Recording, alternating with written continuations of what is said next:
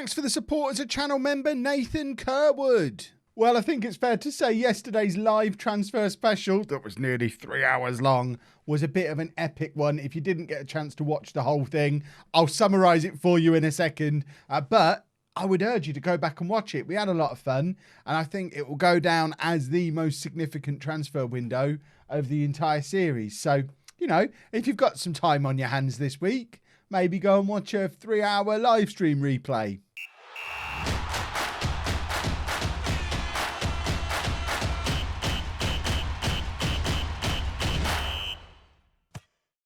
Hello and welcome to Club 4, part 32 of Non-League to Legend. I'm Kevin. Coming up on today's episode, we're going to play our first 2 games of the new Premier League season. We're at home against Swansea and away against West Ham. But first, I'm just going to do a little quick recap of the transfers from yesterday for those of you who didn't want to sit through 3 hours. To be fair, we had about 1,000 concurrent viewers all the way through the 3 hours, which was mad, but I can understand why for some of you it's hard to fit that into your schedule. The biggest thing is we've ended the window with more transfer budget than we started with. We started the window with £48 million of transfer budget. We now have nearly £80 million of budget left, as well as loads of spare wage budget.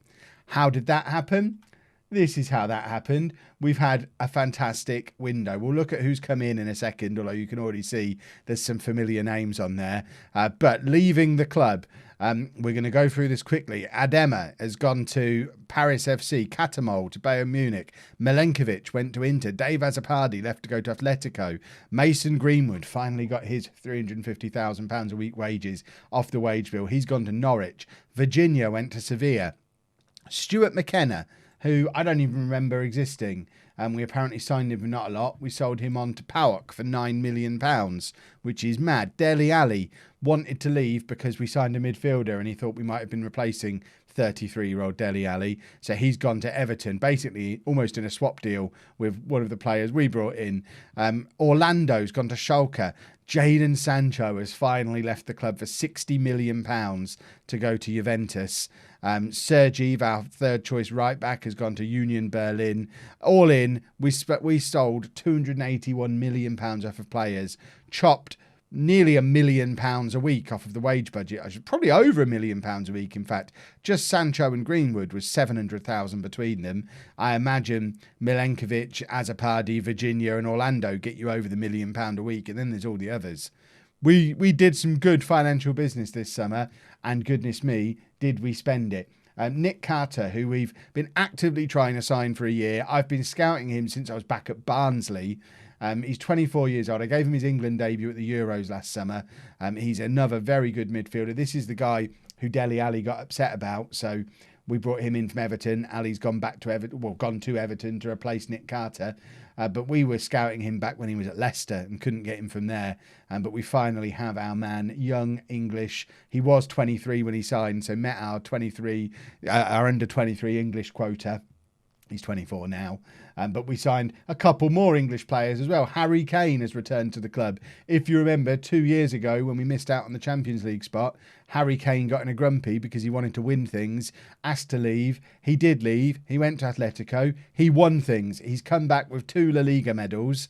And now he's got the opportunity to return to Spurs and finally do that thing he's never done and win a Premier League title at Tottenham. So Harry Kane's been brought back purely for sentimental reasons. And we've also signed a youngster for him to mentor. Francis Vance is a 20-year-old English striker scoring for fun for the England under-21s. Also got 14 goals for relegated Wolves in the Premier League last year. Scored consistently throughout his career. Yes, he's cost £80 million, but he's a 20-year-old English wonder kid and the greatest striker in English football history. Harry Kane, who's scored 101 goals for England, is going to mentor him. So I think Francis Vance is probably going to end up doing okay, even though he's been very expensive. We then brought in another left-back to replace Dave Azzopardi and also probably act as a long-term replacement for Ryan Sessegnon, who's now 29 years old. Antoine Philippe, he comes in from PSG for £88 million. He's a regular starter for France and Paris Saint-Germain. That's the calibre of player we're bringing in now. And then we finish the squad off with a new centre-back, Gustavo Rodriguez, 22-year-old Argentinian international. He came in for £75 million from Inter, where he's been playing regularly for the last couple of years. Also had time out on loan at Real Sociedad. That's allowed Guerreiro to go out on loan. Our previous fourth choice centre-back, he's gone out on loan to Porto for the year to continue his development. He is going to be quite the player when he comes back, having spent a year with Real Madrid and now a year with Porto. When Van Houston leaves next summer, Guerreiro's ready to step into the squad. We're not only building a good squad for today, but with the likes of Vance and Guerreiro, we're starting to build a team for the future as well, which is awesome stuff. So all in all, that means this is the team that is going to be starting the new Premier League season today against Swansea. Pretty familiar look about it, but with some new faces sprinkled in and not even a space on the bench for Harry Kane. We have to make sure he does get some game time this year, because when we win the Premier League, which the media think we're going to do and the board are expecting me to do, but let's say if we win the Premier League, we want to make sure Harry Kane gets a medal. It's the only reason he's come back. In fact, it's not the only reason he's come back. The other reason he's come back is because it allows him to be chairman of this mentoring group with Vance, Rosso and Rott, and that's going to do all three of those the world of good. So bringing in Harry Kane, who not only is a club icon, not yet a legend, a club icon, but he's a complete role model for younger players. And like I say, with his 101 goals for England, even though he's 36 and we've spent 8 million quid and we're paying him a lot of money, I think just to come in and do this. And of course, he's going to become part of our coaching setup when he retires as well, because he's Harry Kane. We've got to keep him at Spurs. We can't have him drifting off somewhere else. So, Francisco in goal. A new look back four of Philippe, Rodriguez, Banfalvi and Jair. Vargas at the base of the midfield because Vermonti picked up an injury in pre-season, damaged his Achilles. He's going to miss the first 3 months of the season. I mean, he does get to serve his suspension while he's injured because he got sent off right at the end of last season. But missing him for the first 3 months is going to be a bit of a challenge because he was not only our player of the year, he did a clean sweep of all the player of the year awards. He just won everything and had an absurd pass completion stat that I don't know if we can still see. Off the back of 34 matches playing in central midfield, a pass completion of 93%. We are going to miss him just ticking things over from the base of that midfield. But Vargas was our player of the year before playing in that position, so he can drop back and it allows Carter to come straight in and have a run in the team. So Vargas behind Carter and Gravenberch, Rott behind the front two, and we're going with Carlos and Fernando as our front two today. It does mean Ryan Sessegnon and Van Houston, who is now our club captain. The two of them are going to have to start the season on the bench, as is Vance, the new young striker. And like I say, not even room on the bench for Fotheringham, Gibbs-White, Rosso, Kane. We have a lot of quality players and a lot of strength in depth now. And after I've spoke so positively for so long to start this episode, you can absolutely guarantee we're now going to lose to Swansea on the first day of the season, because that's just the way these things work. Haidara's in their team, our former player. They're playing a flat back five with a midfield in front of it. So they're here to defend. Hopefully we've got enough about us to break them down. I expect nothing but a win from this match. I've been telling the players since the end of last season that we're here to win the Premier League this year. They're on board with it. The board want it. The media are expecting it. The players are up for it. We've done good signings. We've improved a squad that was already very good. And look at Jair, doing Jair things already at the start of the new season. Has he won a penalty? No, he's actually given away a free kick.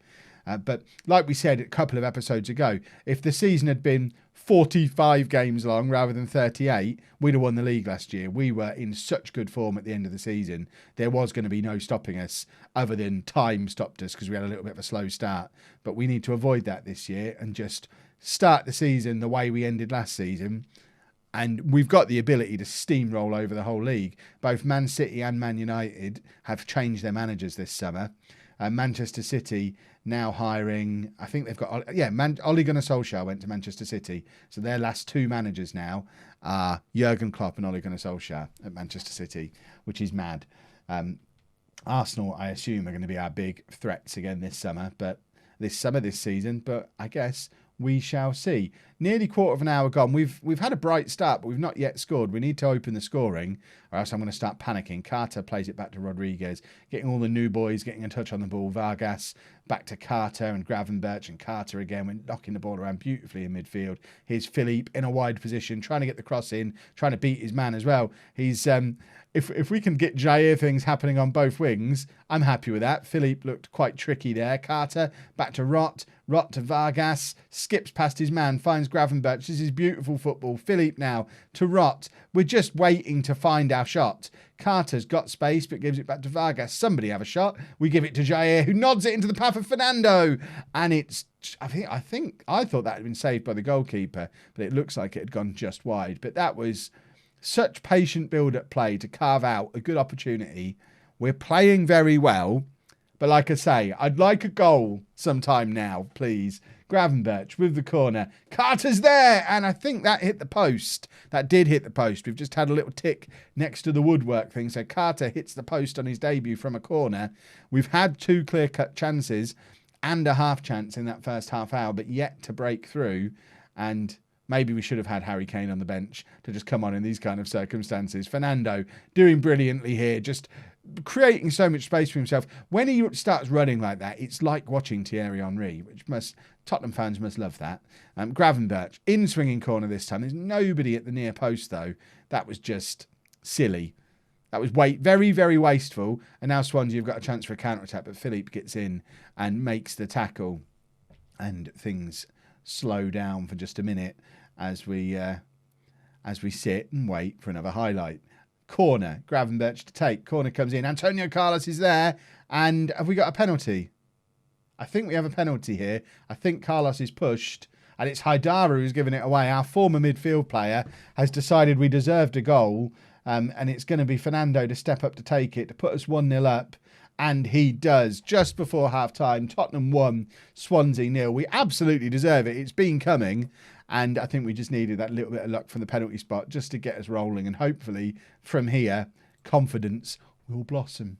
That's what we're looking for. A little bit of blossoming confidence. Because remember, Swansea playing a flat-back 5, a fairly deep midfield 4 as well. They are taking some breaking down. Gravenberch has done brilliantly here and got a useful deflection. But Kepa in goal for Swansea wasn't really troubled by it. And the move just kind of stops again. But 1-0 up at half-time. Can't really complain, although would have been nice to score a couple more goals. I want a big win on the first day of the new season, but I guess we've got to remember we've got a few new players in. They're going to take a little bit of time to get used to the way we play. Make more excuses like that. We're all about the excuses. And we've got a number of nervous and apprehensive players. Let's get creative. Let's carry on playing the Tottenham way, which is this beautiful, free-flowing, short-passing, lovely football that just looks so pretty. Philippe now on the left-hand side. Cuts it back to Gravenberch. Vargas. And again, we're just hovering on the edge of the area, waiting to pick our spot. Vargas does. And I thought he'd stuck that in the top corner, but it is just a little bit too high and a little bit too wide. But it's some beautiful football. I really enjoy watching this Tottenham team play. There was a couple of people, I showed my manager profile in the stream yesterday, and a couple of people were surprised that I've never holidayed. I always play all the in-betweeny games. And I think a few people thought that maybe I would holiday the in-betweeny bits just to get to the videos. Obviously, I don't. But the reason I would never dream of doing that is because I love watching the team play so much. It's a little more challenging when the team aren't playing well, but this Tottenham team at the moment, genuinely a joy to watch play football. Right, the one weakness we've got in this squad is the lack of really dedicated attacking midfield players. We've pushed Gravenberch forward now, but ideally we'd like to bring another one on because Gravenberch also not playing very well, but we haven't got the player to do it. I'm really tempted to give Francis Fancy's debut. I think if we were 2 or 3-0 up, I would. In the circumstances, we're going to bring on George though. I think he's more likely to grab us that second goal, and that's more, winning this game is more important than the development of Vance. Even though we've spent £80 million on him, he'll get his time. If he's good enough, he'll get his time and his opportunity to force his way into the team. Right, we're going to make our final change, which I think we'll just bring Ryan Sessegnon on. Just of course, it's a nice player to be able to bring on as a substitute with 10 minutes to go. An elite winger coming on for our elite fullback, making us a little bit more. They've brought Tosin on, a non-league to legend veteran. A little bit more attacking flair down that left-hand side. Swansea have done what they came here to do. They've frustrated. They've done a flat back 5. They've frustrated. They've never really looked to attack, and they gave away a penalty, and because of that, we've won. But we've got to be a little bit better at breaking down teams. Teams are going to do that to us more often this year. We're the favourites for the title. There's going to be lots of times when teams just come here and defend. We need to get better at breaking those teams down. But the important thing is we've got the 3 points, and now we go into the West Ham game and try and get 3 more. No changes for the West Ham game then. I'm pretty sure this is my best team, at least with Valenti injured. I think this is my best team. Sessegnon maybe has got an argument for being the best option on the left-hand side, but he's not even on the bench today because I wanted Fotheringham in there as another option as a central midfielder, because that's where I wanted to make my most important substitutions in the last game, and Fotheringham gives us that little bit of extra flexibility. I mean, there's an argument we could bring Sessegnon on for Van Hoesten because Fotheringham covers centre-back and central midfield, but Van Hoesten, he's our captain.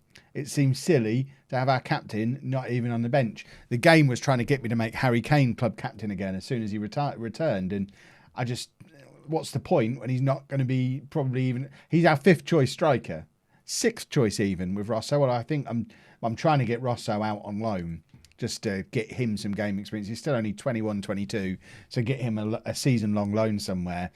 Keep Vance around the club so that he can work closely with Kane. There is probably if Kane was 2 years younger, I'd let George go, but Kane's probably only going to be competitive for this season, maybe even only the first half of this season before he just goes off a cliff completely at 36 years old. He's not going to be a player that we can rely on to come into the team and score lots of goals. And until we know whether Vance is that player, we can't afford to let George go. So we know George will do that. If George is in the team, if George played every game, he'd score 20 goals.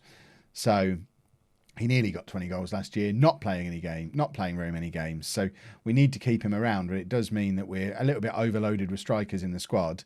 And Kane's not going to get on the bench because of that. So no point making him captain. Rotston brilliantly here. If he can apply the finish, he can't. And West Ham come away with the ball. It's been a very, very quiet first half. Similar story to what we've just had against Swansea. And looking at it, it looks like West Ham are playing a flat back 6. They look like they've got 2 very deep central midfielders.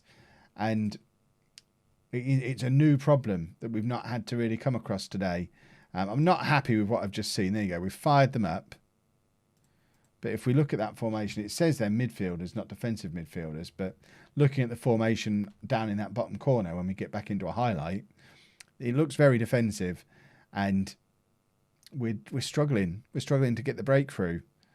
And I think this is where a real world-class attacking midfielder would have been the difference maker. And I talked about getting one, and I blame everyone who was in the chat with me, convincing me I didn't need to. It's all your fault. Right, Carlos is injured, and this is exactly why we've kept George at the club, for if something like this happens. And I hope it's not a serious injury, because Carlos is a very, very important player, as is Vermonti. He's already injured. If we lose Carlos as well, all of a sudden this dream team we've assembled starts to show a few cracks this early on. George has done brilliantly there. Fernando's in, can't quite get the shot away, but he has come away with the ball, but then does lose out on it. And we're going to make more substitutions. Killian Rott is not playing very well as an attacking midfield player, which is a problem. Gravenberch is going to need to step up and try and do that role for us. Fernando not playing very well either. I think I'm tempted to bring Vance on. And just should we have a look at Vance? Give him 15 minutes. Give him a proper amount of development time. Get Vance on and just have a look at him. It's a bit of a risk when we need a goal to have both of our main strikers off the pitch. But Vance is a wonder kid. We don't know how. He got 14 Premier League goals this year. It's not like we're bringing on an untried kid. He could come on and start forcing his way into the team and be a hero. Vance with the cross finds George. It falls to Gravenberch. Vargas has got space. There is Vance. And it's saved by the West Ham keeper, but we've won a corner. And hopefully this is where we find the breakthrough. Gravenberch to take the corner. He's taking his time over it. Get the corner in, lad. There we go. Again, it's straight to a defender. And that's several poor corners we've seen from him now. Vargas looking to play all the way back out to Gravenberch again. It's a very strange pass, but Gravenberch does pick up the ball and another corner, but he's not been very threatening with the corners. Hopefully we'll be a little bit better with this one. Gravenberch with the corner. Finds George, and his header went towards the top corner, but their keeper keeps hold of it again. And similar to Swansea, we've had a lot of clear-cut chances. We're creating a lot and just not quite being clinical enough with it just yet. Banfalvi has just been sent off there for what, to me, looked like he won the ball. But apparently, what do I know? Right, we just have to drop everybody back a little bit now. And we'll stick him there. He can do that. In fact, we'll swap them over and he'll do that. And that's our new look midfield. You should probably just be a normal defender. You can drop back to being the covering centre-back. We've only got to get through the last 5 minutes. Let's get creative. We've not seen very much of Jair in these first couple of games. And that has not been a nice day. We've not managed to score when we've been the better team. We've potentially lost one of our better players to injury. We've had our best defender sent off. No, I don't want to save the match. Why would I want to save the match? Let's just see if Carlos is badly injured. Not as bad as it could have been. But, yeah. We'll put this down to teething problems for a team that still only has good team cohesion at the moment. I wonder how much his head has actually been turned and how much of a problem that is. Right, we'll be back tomorrow. Probably with some kind of Champions League game. Maybe with that game or that game. The Man United or the Man City games. We'll find an interesting Champions League game that's next to a good league game. And that will be tomorrow's video. If you've enjoyed that, please make sure you leave a nice big thumbs up on there for me. Subscribe to the channel for daily Football Manager videos. And thank you very much for watching.